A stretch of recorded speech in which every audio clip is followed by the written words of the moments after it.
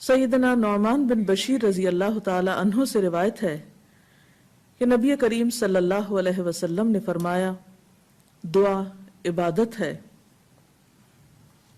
حدیث میں آتا ہے کان یذکر اللہ فی کل احیانی، کہ آپ ہر حال میں اللہ کا ذکر کیا کرتے تھے، اور ذکر کی ایک افضل ترین اور بہترین شکل دعا ہے۔ جیسا کہ ہم سب جانتے ہیں کہ ہمارے معاشرے میں ذہنی پریشانیاں بہت زیادہ عام ہیں، اور ہم دیکھتے ہیں کہ سٹڈیز یہ بات ثابت کرتی ہیں کہ پاکستانی معاشرے میں ذہنی تناؤ جو ہے وہ بڑھتا جا رہا ہے۔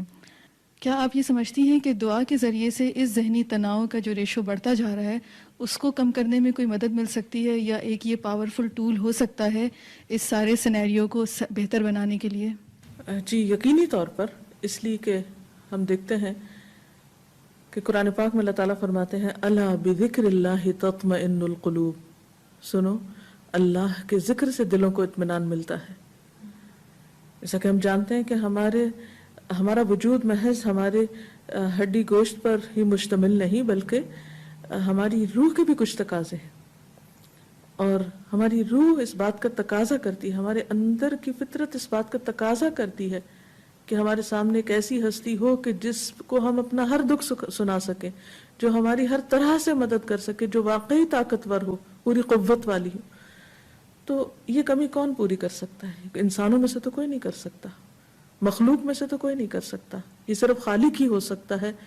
جو ہر چیز پر قادر ہے۔ قرآن پاک میں بے شمار دفعہ آتا ہے ان اللہ علی کل شیء قدیر، بے شک اللہ تعالیٰ ہر چیز پر قادر ہے، اور اس قدرت میں یہ بھی ہے کہ وہ کسی بھی دکھ تکلیف اور پریشانی میں انسان کی مدد کرے۔ کمی اصل میں ہم میں ہوتی ہے، ہم مانگنے کا حق ادا نہیں کرتے، ورنہ اس کے دینے میں کمی نہیں۔ اللہ کے نیک بندے جب مانگتے تھے تو ان کے مانگنے میں کبھی مایوسی نہیں ہوتی تھی۔ حضرت زکریا علیہ السلام جن کو ایک لمبے عرصے تک اولاد نہیں ملی تھی، تو وہ کبھی بھی مایوس نہیں، وہ کہتے ہیں لم اکن بدعائک ربی شقیا، اے رب تجھ سے دعا مانگ کر تو میں کبھی بھی نامراد رہا ہی نہیں۔ تو ہمیں کسی بھی قسم کے حالات ہو، کسی بھی قسم کی پریشانی ہو، ذہنی ہو، مالی ہو، کوئی بھی دکھ تکلیف ہو، اس میں پورے یقین کے ساتھ دعا مانگنی چاہیے، کیونکہ اللہ تعالیٰ واقعی سب کچھ کر سکتا ہے۔ اور ہم دیکھتے ہیں کہ جو لوگ واقعی ذکر سے کام لیتے ہیں وہ نسبتاً کم ذہنی پریشانیوں کا شکار ہوتے ہیں۔ ایک تو ہوتا ہے وظیفے کے طور پہ ذکر کر لینا، بغیر سوچے سمجھے بس کچھ عدد پورا کرنے کے اوپر توجہ رکھنا، اور اس کے جو روحانی اثرات ہیں وہ قبول نہ کرنا نہیں، بلکہ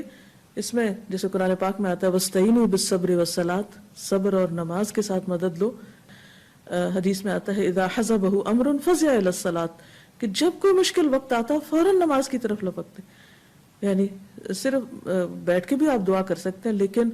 نماز پڑھ کر، خاص طور پر نوافل کے ساتھ، آپ خصوصی نماز کے ساتھ اللہ تعالیٰ کے سامنے اپنی حاجت رکھ سکتے ہیں اور دعا کر سکتے ہیں، اور یقیناً سننے والا ہے، اور ہر طرح کی مشکلات میں دعا فائدہ دیتی ہے۔ ایک حدیث میں آتا ہے کہ دعا ان مصیبتوں میں بھی فائدہ دیتی ہے جو اتر چکی ہوں، اور ان میں بھی فائدہ دیتی ہے جو ابھی اتری نہ ہوں،